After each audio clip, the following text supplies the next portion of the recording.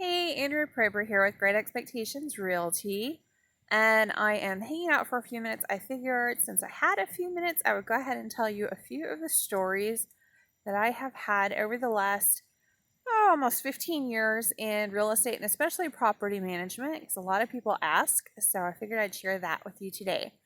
If you can, go ahead and hit that subscribe button. And also, if you want to know some of the videos, if you want to know when those videos are coming out or be the first to know, then go ahead and hit that notification bell. Sorry, my dog barked and I totally lost my train of thought. Anyway, okay, so to the stories. So keep in mind, these were definitely not the norm. So there's like some crazy stuff over the years that's happened. Definitely some of the stranger things involved wildlife. We are in a fairly rural area, so yeah, wildlife happens. Okay, so getting into it, probably my favorite one is I have a mobile home that went into property management. I don't normally do mobile homes, but it was actually, it was beautiful. It was absolutely beautiful, right across the street from a lake. And it was in the middle of the Ocala National Forest. It was absolutely gorgeous, just pristine, beautiful. And I just knew somebody was going to absolutely love it. So this lady, she went ahead and rented it. She was from up north. And she was just, oh, this is beautiful. This is just what I had in mind. It's like a slice of heaven. I can't wait to move in. She moved in. She was great until about a week later, she called me to let me know that there was an alligator in the road and that I needed to come and remove it because she doesn't do wildlife. Okay, in the middle of the forest, you live in the forest, you're in their home. I was like, I think you're gonna need to call like Fish and Wildlife or something. I don't remove alligators. I mean, do you call your landlord for these things? I mean, really. So that one, I had a tenant call me one time that she said that she had a squirrel in her toilet and I needed to come and remove it. And when I finally stopped laughing, I asked her how it got in there. Because, knowing when I do a plumbing, they don't normally come up. So I had to go in and, like, why would she put a squirrel in the toilet? And if she did put it in, it just opens a whole bunch of questions. So she actually said that she had been doing a bunch of cleaning the day before and it was spring cleaning and the weather was gorgeous like it is right now. And so she was cleaning the whole house and she had the doors open for several hours. And apparently at some point when she wasn't paying attention, a squirrel came into the house apparently. And, sometime during the night when everything was closed up tight again and she was sleeping, it must have tried to get a drink of water out of the toilet, I guess, and got stuck. Poor thing, who knows how many laps it was doing in her toilet before she woke up around 6 a.m. And she's, so I wasn't really sure. I was like, well, let it out. Poor thing. And she's like, no, it looks very mad. I mean, if I was doing laps in somebody's toilet, I'd probably be pretty pissed too. So I didn't want her to get bit or anything. So I did send out Tyndale Pest Control and they are awesome. They have dealt with so many critters and crazy things for me over the years. So thank you so much, Dennis. You guys are awesome.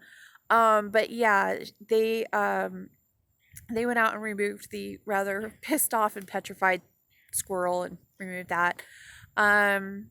Bats, sometimes people get bats in their attic. Those are actually a pain in the neck because if they're brown bats or if they're protected or whatever, you have to be really careful as to when you can actually remove them. So sometimes you just have to live with bats in your attic for a few weeks, which is just crazy. But they're protected. Oh, this one wasn't mine. Okay, I'm not claiming it. So I wish I had this picture still. It's been several years, but so it was another property manager at the company we both worked at, and she went on vacation. And of course, we were, we worked together and stuff. So when one of us went on vacation, the other would watch out for our properties and try and handle any emergencies. So this sweet older lady calls me up And she says that there's hornets outside of her house. Now, normally, a wasp nest or something comes up by the front door, and it's the tenant's responsibility to take care of that. Because these aren't apartments, these are like houses spread out all over the county. So, I was about to tell her to go ahead and just get some wasp spray from Lowe's or whatever, not a big deal. But her being elderly, I just wanted to be on the safe side. So I went ahead and I asked her for a picture or something, if she could, to be sure of what she was saying was accurate. I mean, not that I didn't trust her, but I just wanted to know for sure. I mean, some people get confused. So she said that her grandson was over and he knew about that tech stuff. So he would go ahead and text me a picture with the cell phone. So I get a picture of the side of her house. The entire side of the house was completely covered with bees. It was basically a swarm were actively trying to turn her house into their own beehive. So I immediately freaked out. I'm like, get out of the house. Get out of the house now. Do not go back in there until I tell you it's come to the office. Go wherever you want. Get out of the house. Because I was so scared that they would find a hole or something and get into the house. And then she would be stuck, her and her grandson, in basically a swarm of bees. And what if they're allergic? Or, I mean, that's just a terrible, terrible, terrible thing. So, yeah, we had a bee guy go out. But I've never seen anything like that. An entire house, like the whole side of the house was covered in just scads of bees. I mean, it had to be a massive swarm. So that was kind of crazy. Thankfully, nobody got stung, nobody was hurt or anything like that. But just getting that picture when I was expecting a little wasp nest was crazy. What else? Well, actually, bees, that goes into regular real estate. I was actually doing a showing once in Citrus County, and it was a foreclosure, and Lori and Todd will actually vouch for this. I actually did end up selling them a house, and we've been friends pretty much ever since. But we went into this foreclosure, and there was this weird noise, and there weren't any lights, there was no electric or water or anything on. I mean, it was a foreclosure. And I'm just kind of looking around, and I'm like, what is that noise? If there's no electric, no water, and it's on half an acre of land, what is this weird? It was almost like the refrigerator was humming, but loudly. So obviously, as you can tell, since I've gone into the bee issue, it was in fact bees in the attic way. They have literally turned this massive house into their own beehive. And I didn't figure it out right away because you couldn't tell, it was kind of muted. And anyway, so I went outside, and as I was looking around outside, I looked up into the soffits, and there was bee wax just kind of coming down, like it had literally kind of melted down from the heat or something. So it was literally just, probably in 3 or 4 different spots, like a foot long globs of bee wax. I'm like, get out of the house! Get out of the house! We were listening to basically thousands, if not millions, of bees. Oh my goodness, my buyers are gonna die. It's crazy. But yeah, if you leave houses alone for long enough in Florida, they kind of go into Jumanji. It's like Florida just takes back its own property. It's kind of crazy. So what else? Oh yeah, the flood.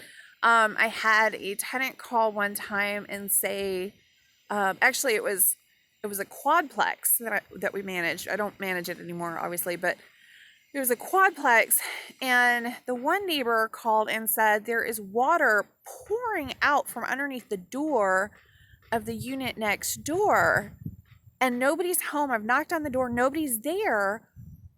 Can you send somebody? So I'm like, yeah, of course. So, grab the keys and, of course, called a plumber because obviously, pipe broke or something if nobody's home. And I was on my way out there. I was only I don't know, maybe 10, 15 minutes away. And so, I was halfway there. So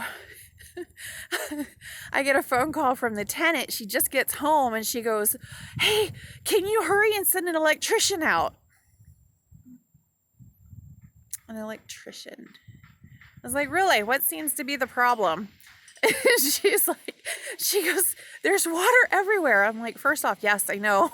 I'm already on my way with the plumber.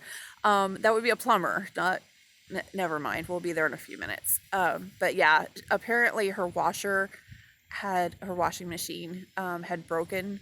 And so it was like, it didn't have a fill anymore. Like normally there's something in washing machines that when it fills up to a certain point, it stops. Well, hers was broken, so it just kept filling. I was like, oh, great.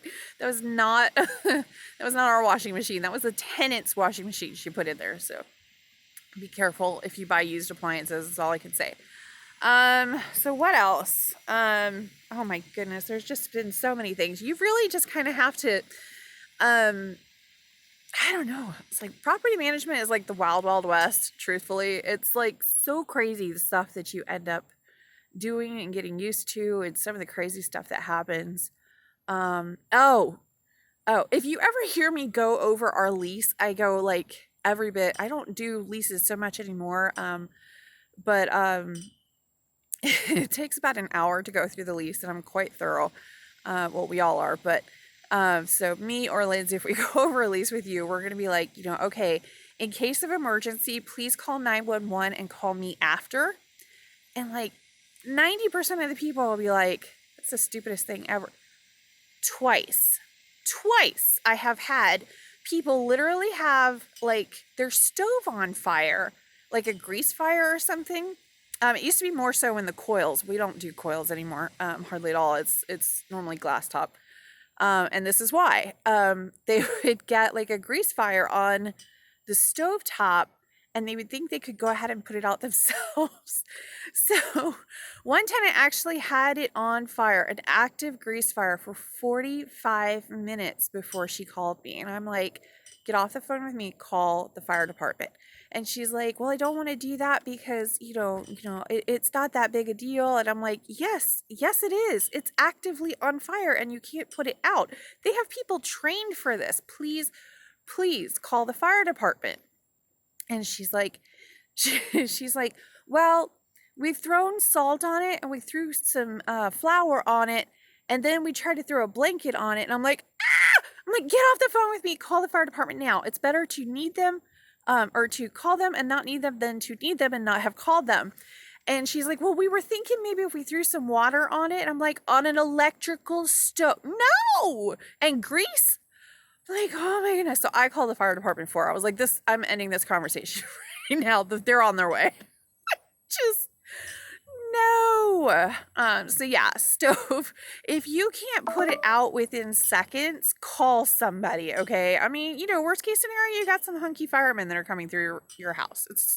There's not a problem with this. I don't see a problem. Anyway, but yeah, that's just some of the stuff. What I have learned from property management over the years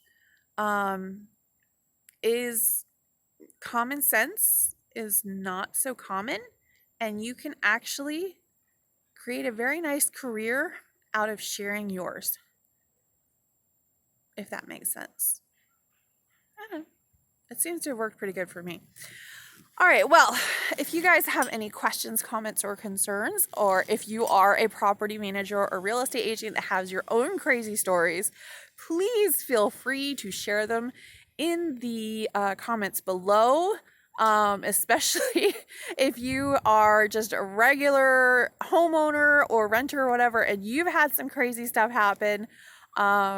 Have you ever had somebody put a rattlesnake under a bowl? And then what do you do with it? I mean, just stuff, crazy stuff. I haven't shared all my stories. That would be impossible. This is only like a 15-minute video, but I've definitely seen a lot. So maybe sometime we'll have coffee and we will talk about the crazy stuff that happens in this world. All right, y'all have a good one. Bye.